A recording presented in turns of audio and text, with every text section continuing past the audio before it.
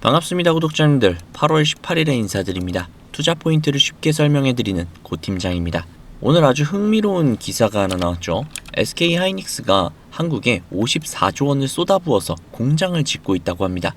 그런데 이 돈을 다 넣어도 메모리 부족 사태가 풀리지 않을 거라는 겁니다. 언제까지? 바로 2028년까지죠.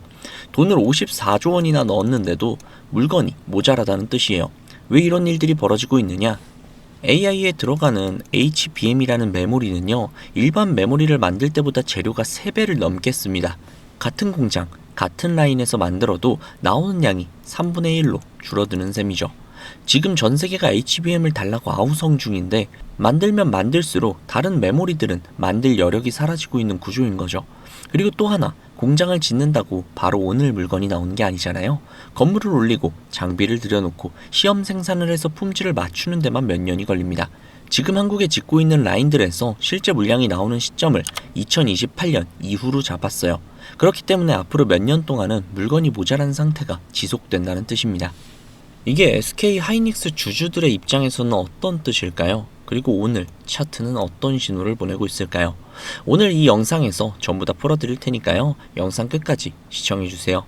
먼저 이 공급이 부족한 게 얼마나 심각한지 먼저 한번 짚고 넘어갈게요.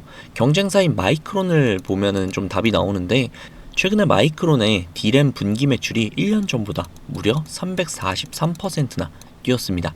3배가 넘게 늘어난 거예요. 더 놀라운 것은 마진율이죠. 무려 85%에 달합니다. 이게 무슨 소리냐면요, 1만원을 팔면 이 중에서 8,500원이 이득이라는 겁니다. 제조업에서 이런 숫자가 나온다는 게 사실상 말도 안 되는 수준이거든요. 물건이 없기 때문에 부르는 게 값이 된다는 뜻입니다. 그리고 뱅크 오브 아메리카에서는 이 AI 메모리의 호황이 장기화될 수 있다라고 전망을 했어요. 낙관적으로 보면 마이크론의 2030년 주당 순수익이 시장 평균 전망치의 거의 2배에 이를 수 있다라고 봤습니다. 그런데 여기에서 아주 중요한 게 한 가지 있는데요. 이 호황을 누리는 회사가 마이크론만이 아니라는 거예요. HBM 시장에서 가장 앞서 있는 대장주는 SK 하이닉스입니다. 경쟁사가 저 정도의 숫자를 찍고 있다면 1등의 상황이 현재 얼마나 좋은 상황인지 대략적으로 짐작이 되시겠죠. 거기에 더해 SK 하이닉스는 한 발 더 나갔죠. 최근 샌디스크와 손을 잡고 새로운 규격을 하나 내놨어요.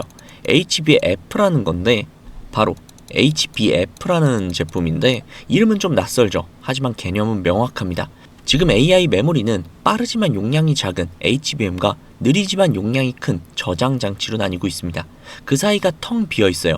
HBF 같은 경우는 바로 그 빈자리를 메우는 역할을 합니다. 최대 512GB의 용량이에요. AI가 점점 똑똑해지면서 기억해야 할 데이터가 폭발적으로 늘어나고 있는데, 그 수요를 정확하게 겨냥을 한 겁니다. 여기서 눈여겨볼 게 바로 SK 하이닉스의 전략인데요. 혼자 만들어서 팔겠다는 게 아니라 샌디스크와 함께 표준 규격을 만들어서 공개했습니다. 업계 표준을 자기들 중심으로 세우겠다는 뜻이죠. 표준을 쥔 회사는 그 시장이 커질 때 가장 크게 가져가거든요. 경쟁사인 삼성전자가 모든 것을 혼자 해결하는 방식을 택한 것과는 어찌 보면 정반대의 전략이라고 볼 수 있죠. 어느 쪽이 맞을지는 시간이 답해주겠지만, 적어도 지금 SK 하이닉스는 여러 회사를 자기 편으로 끌어들이는 길을 골랐습니다. 자, 그럼 오늘 차트를 함께 한번 봐보도록 할게요. 오늘 SK 하이닉스 166만원가량의 1% 넘게 상승을 하고 종가를 맞이했죠. 증권가의 시선도 워낙 강력한데요. 애널리스트 39명이 의견을 냈는데 그 중에 38명이 매수 포지션을 유지하겠다고 이야기를 했습니다. 아래로 쭉 내려보면 여기에 이제 여러 증권사들이 보이는데요. 뱅크 오브 아메리카, 맥쿼리, CLSA, 번스타인, 골드만삭스, 노무라, JP모건 등등 세계 굴지의 은행들과 증권사들이 대부분 목표가를 높게 설정을 해두고 있는데, 여기 뱅크 오브 아메리카는 좀 오른 것 같아요. 매수인데 3,000원으로 해놨죠. 아마 300만원이나 그 이상이지 않을까 싶은데, 여튼 요 부분은 좀 오른 것 같으니까 제외해두고 보시면은, 여기에서 보시면은 대부분이 400만원, 300만원대 후반, 그리고 높게는 위쪽에 보시면 최대 530만원까지도 목표가로 잡고 있는 걸 보실 수 있습니다. 자, 이제 차트로 돌아가서요. 올해 초에 불과 20만원 밖에 되지 않았던 주식이 무려 300만원까지 갔었어요. 몇 달 만에 10배가 넘게 오른 겁니다. 그런데 거기에서 무너져서 7월과 8월 초에는 무려 130만원까지 떨어졌었죠. 지금은 그 자리에서 다시금 올라가고 있는 중입니다. 여기에서 몇 가지 지표를 조금 짚어드리면, 먼저 RSI라는 지표가 있는데요. 주가가 너무 올랐는지 너무 빠졌는지를 숫자로 보여주는 지표거든요. 보통 70을 넘으면 과열, 30 밑으로면 침체를 뜻합니다. 6월 고점 부근에는 이 지표가 과열 구간에 있었어요. 사려는 힘이 한계까지 갔다는 신호죠. 반대로 8월 초 급락할 때는 침체 구간까지 떨어졌었습니다. 지금은 그 중간, 즉 어느 쪽에도 치우치지 않은 자리에 있다는 거죠. 과열도 아니고 침체도 아니라서 위아래 양쪽으로 다 여지가 열려있는 구간이라는 뜻이에요. 그 다음으론 MACD라는 지표가 있는데요. 주가의 흐름이 빨라지는지 느려지는지를 보는 지표인데, 7월 내내 이 지표는 쭉 아래쪽에 깔려 있었습니다. 하락에 힘이 실려 있었다는 뜻이에요. 그런데 8월 들어서 이 힘이 약해지더니 방향이 바뀌는 신호가 왔습니다. 떨어지는 속도가 멈추고 반대로 돌아서고 있는 자리라는 뜻입니다. 추세 전환을 했다는 것이죠. 거기에 거래량을 한번 짚어볼게요. 8월 초에 급락을 할 때는 평소보다 거의 2배가량 넘게 터졌었죠. 이렇게 대량 거래가 터지면서 주가가 크게 빠지는 건 투매가 나왔다는 신호입니다. 버티던 사람들까지 손을 들고 던졌다는 뜻입니다. 그런데 이런 자리가 역설적으로 바닥이 되는 자리가 굉장히 많죠. 팔 사람들이 이미 다 팔고 나면 더 이상 나올 물량이 없어지니까요. 지금의 거래량이 이때보다 훨씬 더 확연하게 줄어든 상태에서 주가가 오히려 올라가고 있다는 것도 같은 맥락으로 볼 수 있습니다. 물론 짚어둘 부분도 존재를 하죠. 가장 먼저 봐야 할 것은 바로 공급 과잉의 문제입니다. 지금 AI 수요가 워낙 강하다 보니까 물건이 부족해서 가격이 올라가고는 있지만, 이 상황이 영원히 이어진다고 단정은 할 수 없겠죠. 마이크론의 높은 마진율 역시 결국 지금의 공급 부족이라는 특별한 환경에서 만들어진 결과라는 지적도 있습니다. 반도체 시장은 늘 그랬죠. 호황이 오면 기업들이 투자를 늘리고, 시간이 지나면 이 물량이 시장에 한꺼번에 풀리면서 다시 공급 과잉이 찾아오기도 했죠. 특히 SK 하이닉스와 마이크론 등이 지금 공격적으로 짓고 있는 공장들이 2028년 이후에 본격적으로 가동이 되기 시작을 한다면, 그때는 지금과 반대로 공급이 늘어나면서 메모리 가격에 부담이 생길 가능성도 있습니다. 그렇기 때문에 지금의 호황만 보고 앞으로 계속 똑같을 거라고 생각을 하는 것은 분명히 위험할 수 있다는 뜻이죠. 그런데 저는 여기서 한 가지 긍정적으로 볼 수 있는 필요가 있다라고 생각을 하는데요. 좀 불안해하실 수도 있겠지만, 바로 지금 SK 하이닉스가 호황을 단순히 지금 많이 팔아서 돈을 버는 시기, 이걸로만 보고 있지는 않다라는 겁니다.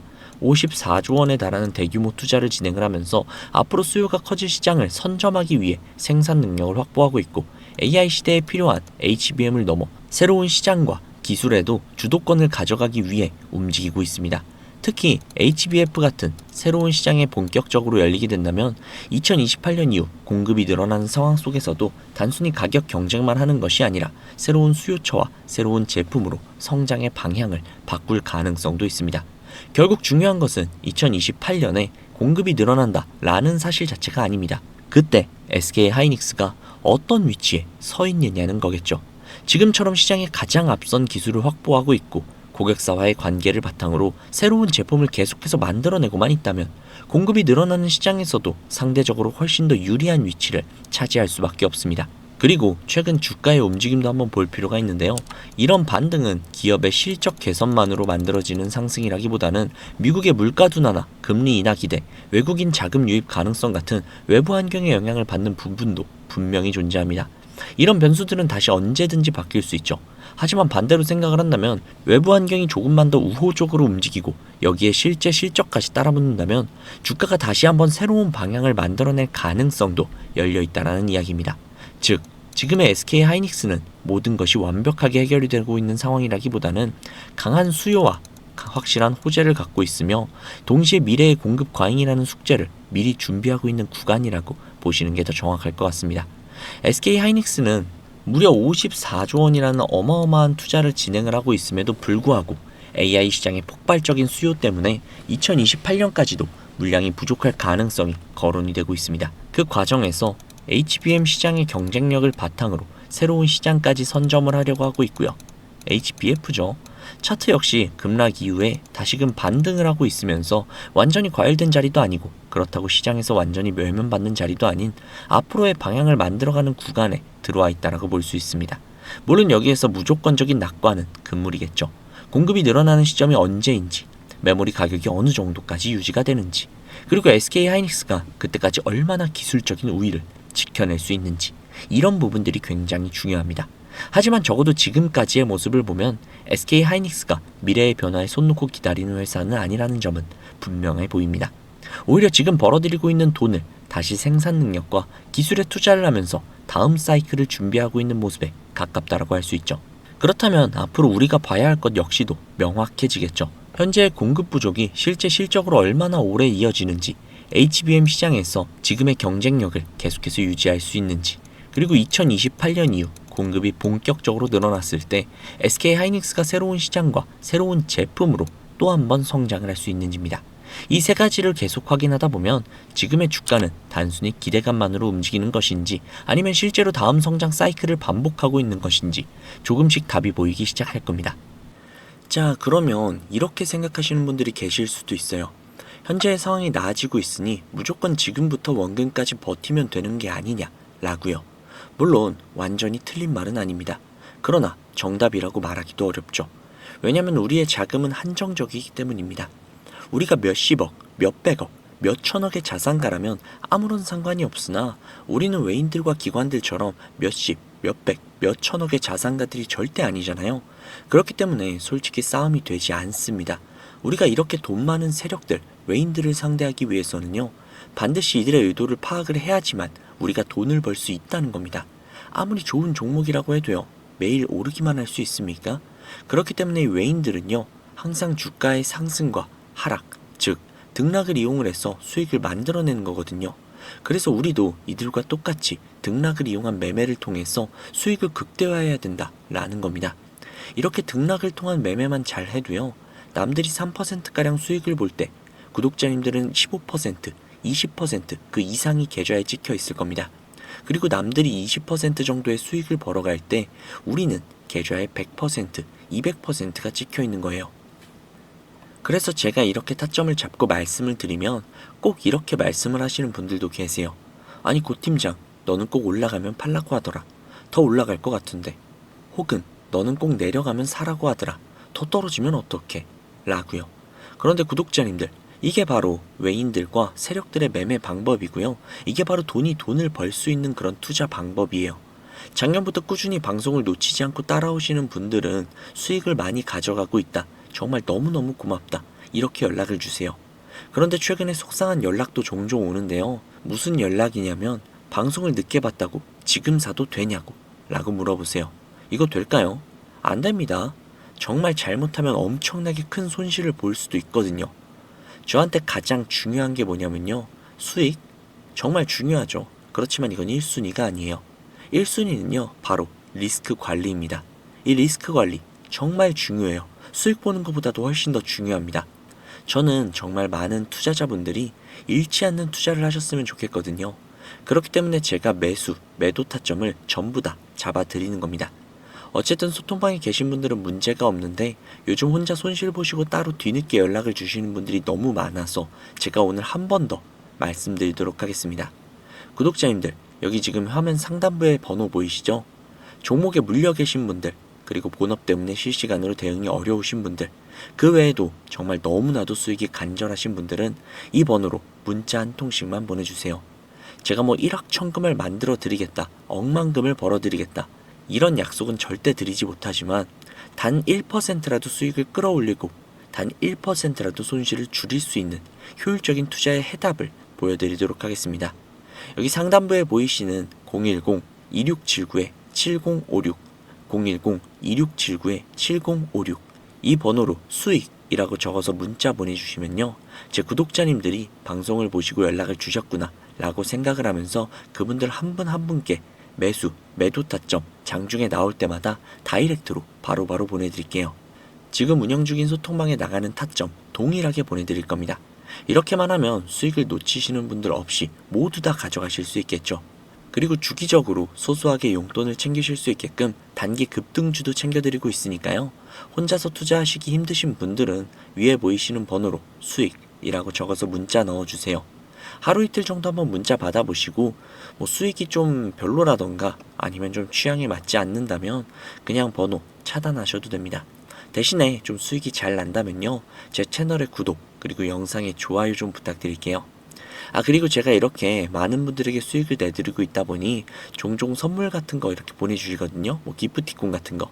그런데 제가 좀 난감한 게 제가 사실 커피를 못 마셔요. 그래서 제가 너무너무 감사하지만 그냥 마음만 받도록 하겠습니다. 저는 뭐 대가성으로 따로 바라는 건 없고요. 그냥 제 채널의 구독, 그리고 영상의 좋아요. 이거면 만족하니까요. 이 정도는 좀 부탁드려도 괜찮잖아요. 그쵸? 그리고 간혹 가다가 몇몇 분들이 또 물어보세요. 주식을 그렇게 잘하면 그냥 너 혼자 해먹지. 왜 남들에게 알려주냐고. 뭐 그렇게 생각하실 수 있습니다. 그런데 제가요, 주식으로 과거에 빚만 3억 정도를 졌었거든요. 진짜 좀 안 좋은 생각도 많이 하고, 뭐 한강을 가야 되나 라는 생각까지도 했었어요. 그런데 그때를 제가 돌이켜보면 저한테 주식 투자에 대해서 알려주시는 분들이 단 한 분도 계시지 않았어요. 저는 정말 그때가 너무나도 외롭고 힘들었거든요. 그래서 제가 이제 유튜브 영상을 촬영을 시작하면서 저 같은 분들이 없기를 바라는 마음으로 도와드리고 있는 겁니다. 제가 늘 말씀드리죠. 주식은 혼자 투자하면 정말 너무 외롭고 너무너무 힘들어요. 선생님도 필요하고 함께 갈 수 있는 동료들도 필요하죠. 그러니까 구독자님들 절대로 혼자 투자하지 마세요. 제가 꼭 도와드리도록 하겠습니다. 만약에 문자 보내주시는 게 조금 불편하시거나 아니면 종목뿐만이 아니라 시황이나 다음으로 올라갈 섹터 혹은 여러분들이 궁금하신 내용들이 있으시면요. 영상 하단에 더보기란에 링크가 하나 있을 거예요. 그 링크를 누르셔서 원하시는 내용을 클릭하신 다음 해당 내용 받아가셔도 되니까요. 너무 부담 갖지 마시고 천천히 수익 가져가셨으면 좋겠습니다. 자, 오늘 영상은 여기까지고요. 다음 영상에서 더 좋은 정보 그리고 더 알기 쉬운 분석으로 찾아뵙도록 하겠습니다. 지금까지 고팀장이었습니다. 감사합니다.